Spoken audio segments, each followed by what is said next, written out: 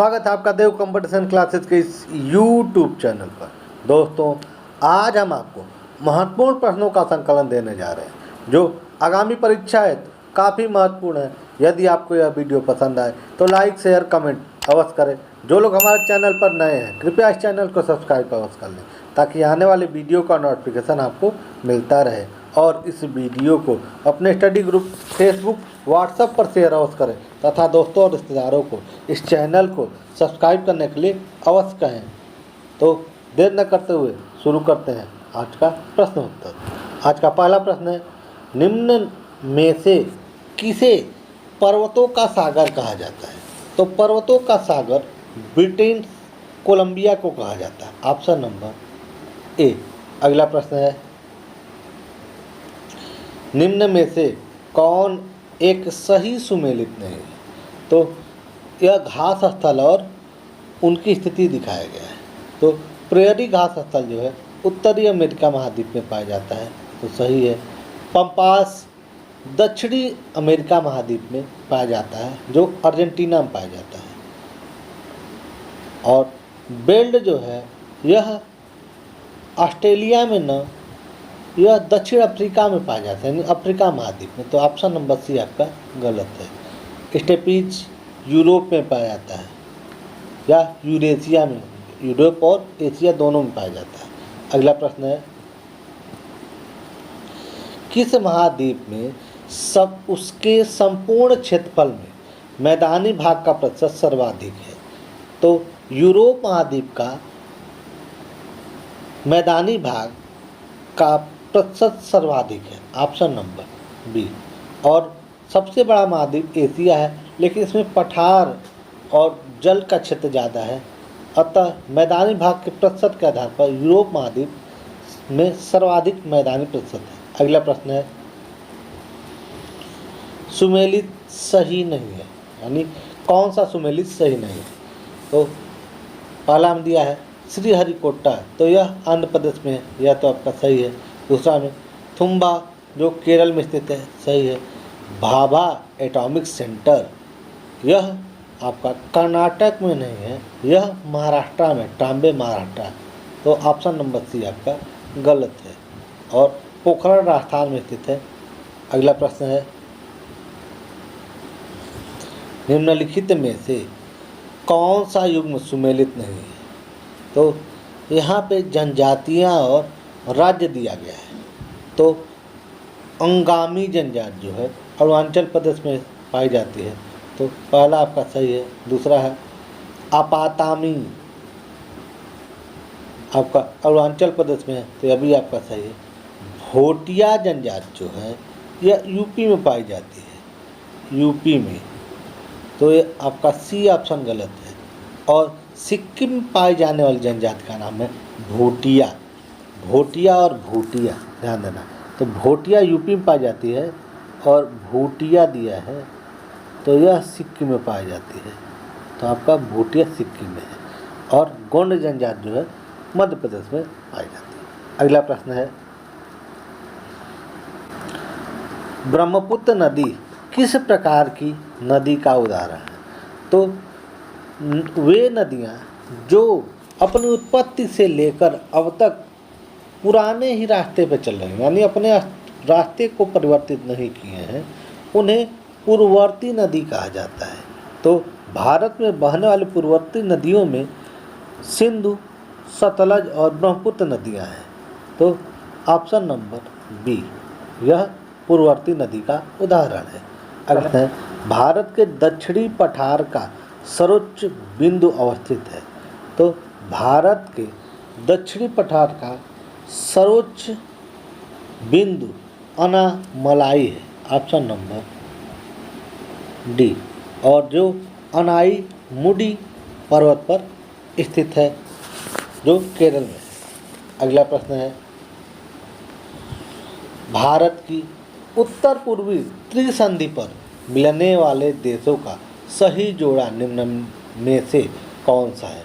तो त्रिसंधि जो भारत, चीन और म्यांमार देशों का समूह स्थित है, ऑप्शन नंबर डी। किसने कहा था अच्छा शासन स्वशासन का स्थानापन्न नहीं है। तो यह कथन स्वामी दयानंद सरस्वती का है, ऑप्शन नंबर सी। और दयानंद सरस्वती जो आर्य समाज के संस्थापक हैं और इन्होंने वेदों की ओर लौटो तथा शुद्धि आंदोलन चलाया। सर्वप्रथम स्वराज शब्द का प्रयोग इन्होंने अपनी पुस्तक सत्यार्थ प्रकाश में किया था, जो भारतीय राष्ट्रीय आंदोलन का प्रेरणा का स्रोत था। अगला प्रश्न है, भारत में भूदान आंदोलन की शुरुआत हुई थी। तो भारत में भूदान आंदोलन की शुरुआत अप्रैल 1951 से हुई, ऑप्शन नंबर ए। और इसके जनक विनोबा भावे माने जाते हैं, जो आंध्र प्रदेश से शुरू किए थे। और ड्रेमन मैग्सेसे पुरस्कार पाने वाले पहले व्यक्ति विनोबा भावे जी तथा विनोबा भावे द्वारा पवनार आश्रम की स्थापना महाराष्ट्र में की गई थी। अगला प्रश्न है, वर्ष 1934 में कांग्रेस समाजवादी पार्टी का गठन किया गया था। तो 1934 में कांग्रेस समाजवादी पार्टी यानी सोशलिस्ट पार्टी की स्थापना आचार्य नरेंद्र देव, जयप्रकाश नारायण और राम मनोहर लोहिया के सहयोग से हुआ था। तो ऑप्शन नंबर डी आपका आचार्य नरेंद्र देव और जेपी नारायण द्वारा 1934 में कांग्रेस समाजवादी पार्टी की स्थापना हुई। समाजवादी मतलब सोशलिस्ट पार्टी। अगला प्रश्न है, भारतीय राष्ट्रीय आंदोलन से संबंधित निम्न घटनाओं को पढ़ें और घटनाओं का सही क्रम आधार पर मतलब इसको लगाना है, यानी किस क्रम में हुआ, मतलब पहले कौन उसके बाद कौन, क्रमानुसार। तो जो कांग्रेस का कराची अधिवेशन था यह 31 मार्च को हुआ था। 31 मार्च। राजगुरु भगत सिंह और सुखदेव को फांसी 23 मार्च। और गांधी इरविन समझौता जो हुआ था 5 मार्च। यह सभी 1931 की घटनाएं थी। तो क्रमानुसार में आपका हो जाएगा, पहले गांधी इरविन समझौता, फिर राजगुरु भगत सिंह सुखदेव को फांसी हुआ था और फिर कांग्रेस का कराची अधिवेशन। Option number A. इस कराची अधिवेशन की अध्यक्षता जो है सरदार वल्लभ भाई पटेल द्वारा किया गया था। इसी अधिवेशन में जाते समय महात्मा गांधी को काले झंडे दिखाए गए थे और इस अधिवेशन में महात्मा गांधी जी का कथन था, गांधी मर सकते हैं लेकिन गांधीवाद नहीं। अगला प्रश्न है, निम्नलिखित व्यक्तियों में से किसने गांधी और इरविन को दो महात्मा कहा था? तो सरोजिनी नायडू द्वारा लॉर्ड इरविन और महात्मा गांधी को दो महात्मा की संज्ञा दी गई थी। Option number C. और यह संज्ञा 1931 में दिया गया था।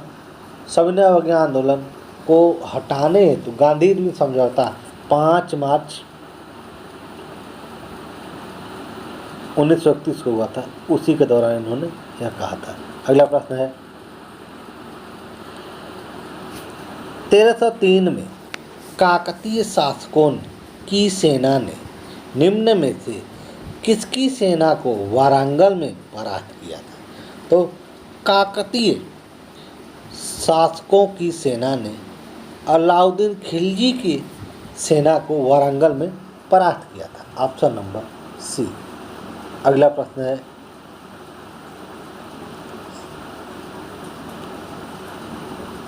जौनपुर का अंतिम शासक कौन था? तो जौनपुर का अंतिम शासक जो था हुसैन शाह था। Option number A. और जौनपुर की स्थापना फिरोज शाह तुगलक द्वारा अपने भाई जौना खां उर्फ मोहम्मद बिन तुगलक के नाम पर किया था। जौनपुर को प्राचीन काल में या पूर्व का सिराज या सिराज हिंद कहा जाता था। और जौनपुर में स्वतंत्र राज्य की स्थापना सरकी वंश द्वारा किया गया था। अगला प्रश्न है, सूची 1 को सूची 2 से सुमिलित कीजिए। तो गंधार कला कुषाणों से संबंधित था, पहले का 3, दूसरा जूनागढ़ अभिलेख, तो यह रुद्रदामन से संबंधित था, और मिलिंद पन्हो यह मिनेंडर से संबंधित था, और तक्षशिला लेख पतिक से संबंधित है। तो आपका उत्तर होगा 4, फिर 3, 4, तो 3 ऑप्शन नंबर सी 3, 4, 1, 2 है। महाबलीपुरम का सप्तरथ मंदिर बनाया गया था। तो महाबलीपुरम का सप्त मंदिर का निर्माण नरसिंह वर्मन द्वारा किया गया, ऑप्शन नंबर सी, और इसे सप्त पगौड़ा के नाम से जाना जाता है। और नरसिंह वर्मन जो थे वह पल्लव वंश के शासक थे, तथा ब्लैक पगौड़ा कोणार्क सूर्य मंदिर को कहा जाता है, जो उड़ीसा में स्थित है। इसके संस्थापक नरसिंह देव थे, जो गंग वंश के शासक थे। अगला प्रश्न है, कल्हड़कृत राज तरंगिणी में कुल कितने तरंग थे? तो कल्हड़ द्वारा रचित राज तरंगिणी से कश्मीर के इतिहास का वर्णन मिलता है।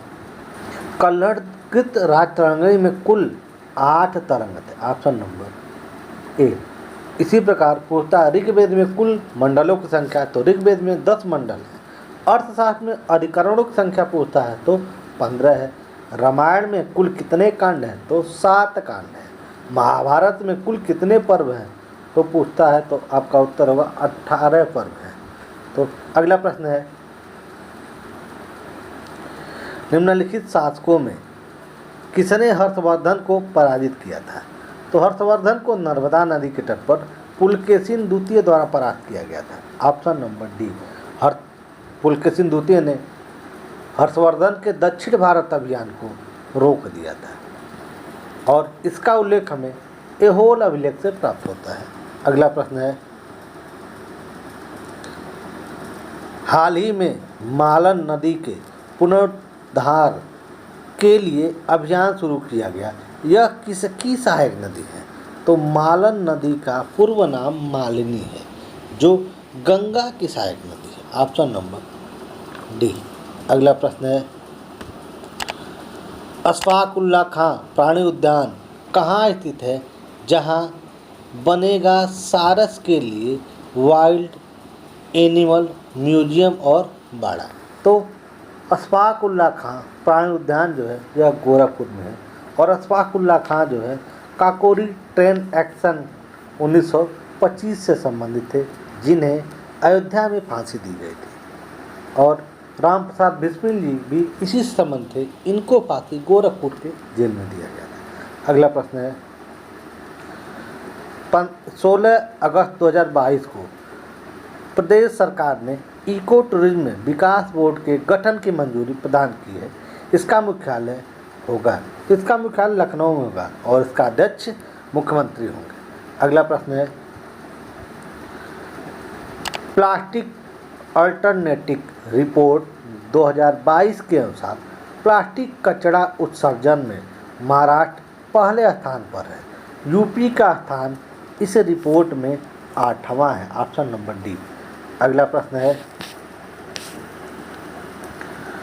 स्वच्छ सर्वेक्षण 2022 के अनुसार उत्तर प्रदेश का सबसे स्वच्छ शहर कौन सा है? तो स्वच्छ सर्वेक्षण 2022 के अनुसार सबसे स्वच्छ शहर जो है वह तो इंदौर है, लेकिन उत्तर प्रदेश में सबसे स्वच्छ शहर पूछे तो गाजियाबाद है।